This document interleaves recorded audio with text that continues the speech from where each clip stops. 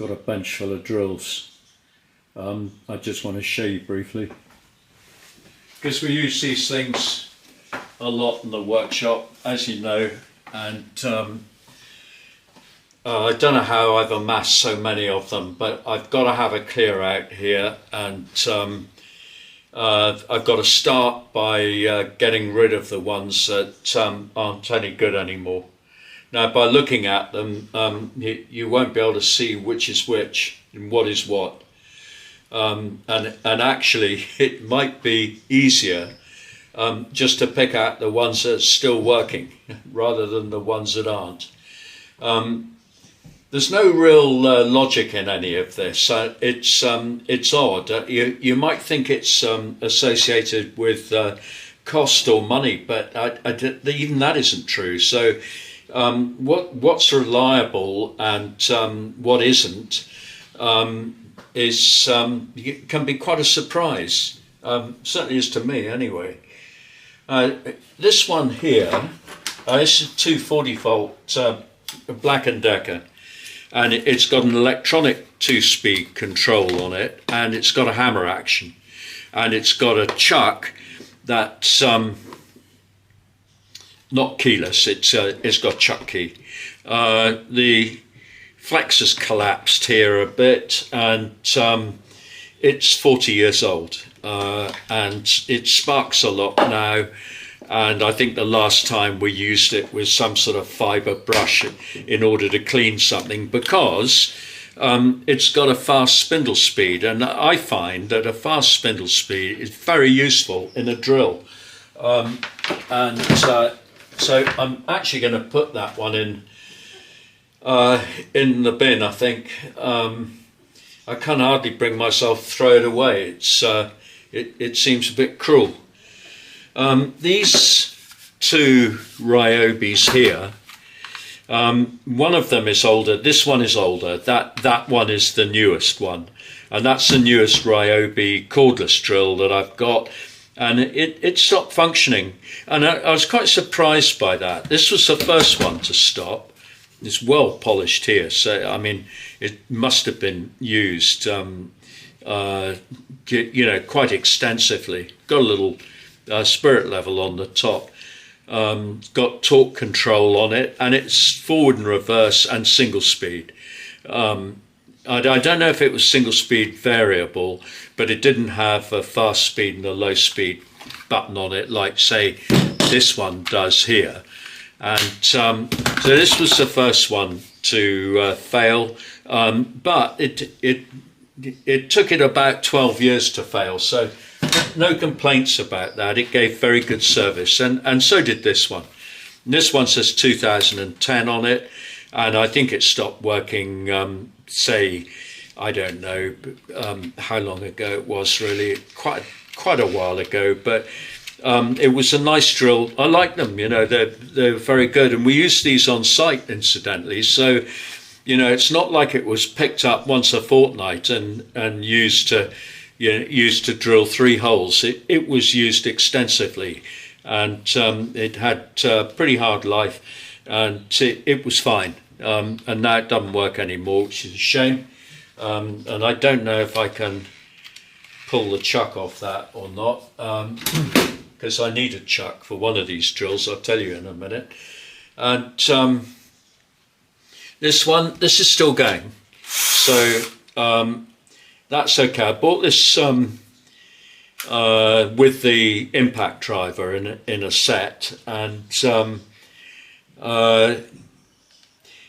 it did stop working for a while, but I think it had something to do with the charger. So what I had to do was send the charger back to Bosch, and they sent it back telling me there was nothing wrong with it, but it didn't work when I sent it to them, and it did work when they sent it back. So I didn't complain about it. I had no more to say about that. Now it's been good ever since. So this one's pretty good. It's quite a powerful drill, and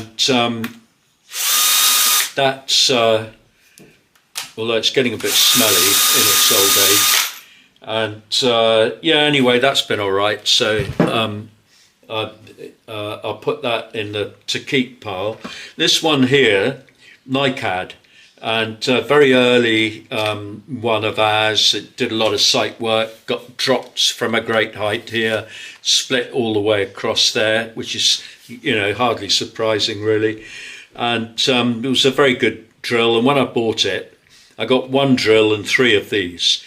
Now these NiCad batteries, this is 1.3 amp hours, and they were very good. I don't think I ever had any trouble with the batteries or with the charger or with the drill.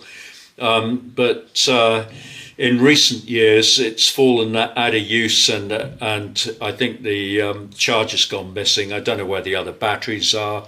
Might have found its way into a field somewhere, and sort of got split up from its parent body or something.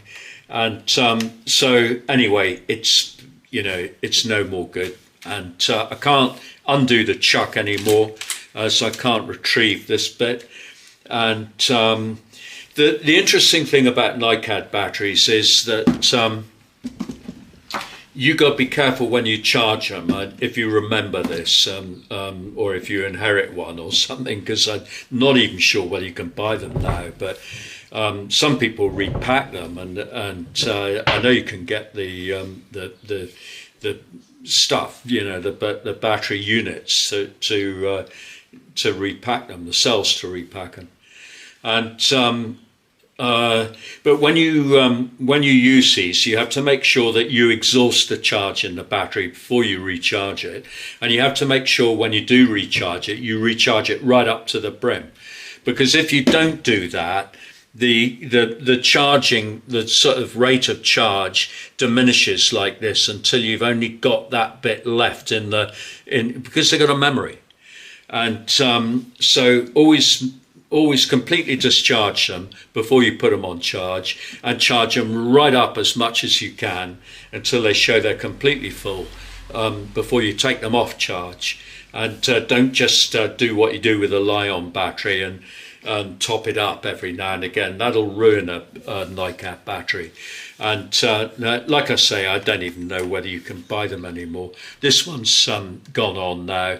It was a brilliant drill. It's very good. It's powerful, capable, light enough to use all day, and it's absolutely fine. And I make no criticism of it whatsoever.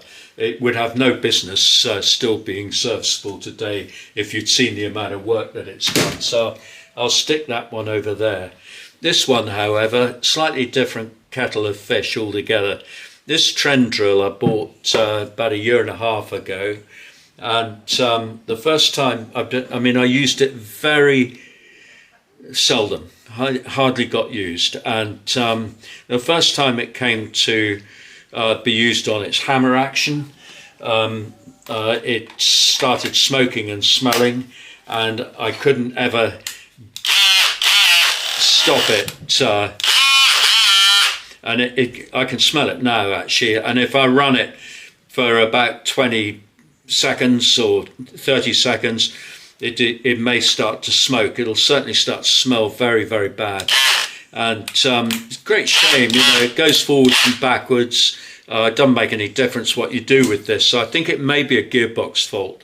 I don't know what kind of mechanism is in there, but it broke 1 week after its 1 year guarantee ran out, and I sent it back because the box very optimistically says on it that it's got a 3-year guarantee. And it does have a 3-year guarantee if you've registered it online when you bought it. But I didn't do that. I'm not even sure. I just saw, okay, it's got a 3-year guarantee. That's good. But no, not unless you register it. So I didn't do that. So if you buy one of these, my advice would be make sure you register it for its 3-year guarantee. Cheap, very cheap. So I'm not too bothered, except that I didn't only buy that from Trend.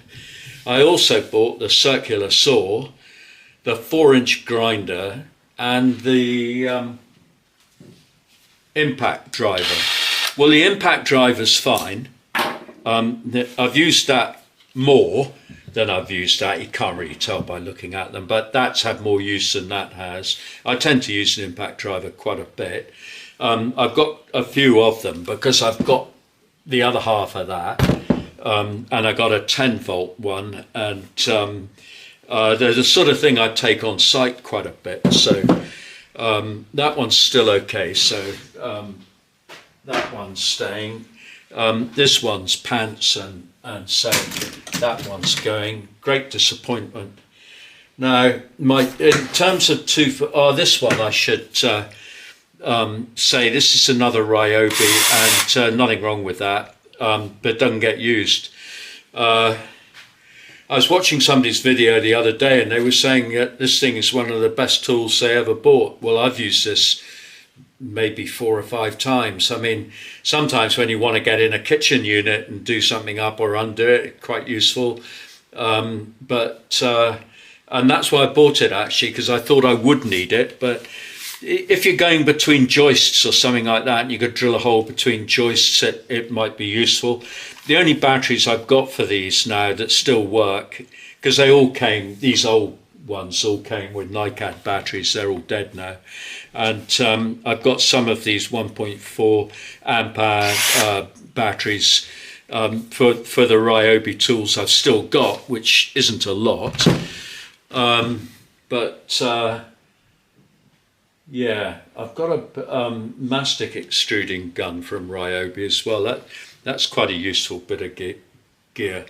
But I found that the batteries for Ryobi, although the tools are cheaper than a lot of other makes, the batteries are the same price. You know, you don't really you don't save anything on that, and I don't really want to invest in Ryobi batteries because the Ryobi stuff I've got is so old. It's sort of it's kind of falling into disuse, and let's be polite about it. It's not as good as it once was. However, three 240 volt drills here. This is a Milwaukee, which I have actually mentioned on online before. That's this one, and this is a great big heavy duty thing, and it'll drill a hole in anything, which is great. And but it's twice the capacitor's failed on it, and that's the second time that's happened. And actually, I've made the mistake of unwinding the wrapping around the capacitor because it's got all the figures that I need to order a new one, and I put that winding in a safe place, and it's so safe even I can't find it. So I haven't fixed it yet. That's all it's going to take is a new capacitor. The rest of it's fine, and it's very, very handy having a big heavy duty drill like that for all kinds of reasons, as I'm sure you know. However, it's also very handy having a small 240 volt or 110 volt for you guys in the States, handheld, mains powered anyway, drill, because the main difference between mains and cordless is these are so much faster. You get a really good spindle speed on these drills, and that's useful for a lot of different things, and so you need one in the workshop. You've got to have one. There's nothing wrong with that drill. The thing that's wrong with it is that chuck. Now, why they couldn't put a proper quality chuck on it, I don't know. I'd far rather, I mean, even the Trend one has got a Jacobs chuck on it, and there's nothing wrong with a chuck on it. So if I could sort of, well, you can't, can you? And that was a really nice little drill, nice to hold. Ergonomics were perfect. It's light in weight. You could use it all day. If you had to put plasterboard in or something, so you're doing all that work overhead, and it's great. The last thing you want is those great big combi mains drills that everybody was buying 40 years ago that do everything. And because when they do everything, but some things they just don't do very well. They're too heavy. to use overhead for long periods of time. Anyway, I replaced that with this. It's another Ryobi, and it was cheap, and all I needed was something light, and they're not a particularly heavy duty. They aren't a heavy duty tool, let's face it. And I suspect that's actually a better drill than that is, but it doesn't work because of the stupid chuck in it. So I tend to use an electric drill a lot with one of these, and you put the you put the drill in there like that. I do up 2 Allen keys in the back, and then you can set this step stop there so that your drill only goes down to a certain point like that. So you can find the center of a round bar through here, through these 2 V blocks here, and you can drill any. You can find a center point between that where you're going to drill very, very easily. And if you want to cut, let's say you want to cut a mortise in the center of a piece of wood like this, what you do with this is you just undo these 2 screws here, and you push the thing up like that and do it up again on these 2 screws here. I should have done this up properly, but I haven't. Anyway, now what we do here is you put that over there, turn it around there like that, and you're going to find the center of that mortise there. So if you put in the Forstner bit you want, I mean, I'm assuming you're going to be cutting a joint through the middle of this, and how useful is that? You know, it's a terrific bit of gear, and I use this all the time. I just sort of wish I had one that was slightly better quality, and this is a pretty cheaply made thing, and I got it from Axminster Tools, who specialise in all kinds of gizmos and gadgets and stuff that you can add on to various things, and some of them are okay, and some of them aren't. And this is very okay. It's very, very, very good. It was cheap, you know. I don't know, $20 or something. And so, you know, really a really useful bit of kit. If you haven't got one, I recommend it. It turns your drill into a lot of other things. And the other thing is, you know, if you think about it, if I just undo that again and set this down flat on that base and do it up like that, and put the drill back in it. If I was to do that drill up like that, let's say you're trying to put something in square to a vertical surface like that, well, that'll give you sufficient area there to find your you know, to give you your vertical surface, which is a lot better than trying to rely on some sort of dingy little spirit level on the top of your drill, and you're thinking, oh yeah, I'm just about there, and then you're drilling a hole looking at what you're doing and trying to keep that, and no, it's not going to work. It's not going to work, but this works. This is good. That'll give you a right angle entry into your horizontal surface or your vertical surface. You know, really very good, very versatile, cheap, ingenious little add-on to an electric drill. All you got to do is find an electric drill that works. And I probably should have bought a Makita, shouldn't I? That's really, I think, what I should have done. And incidentally, I don't have any axes to grind here. You know, I don't work for anybody. I'm not sponsored by anybody. You can tell that if you look at the number of people who've seen this video. And anyway, like and subscribe, because it helps to get the message out there, and we need everybody we can get to to make stuff and get involved in doing practical things. We're not seeing enough young people getting their hands dirty these days, and I know a lot do, but we need more.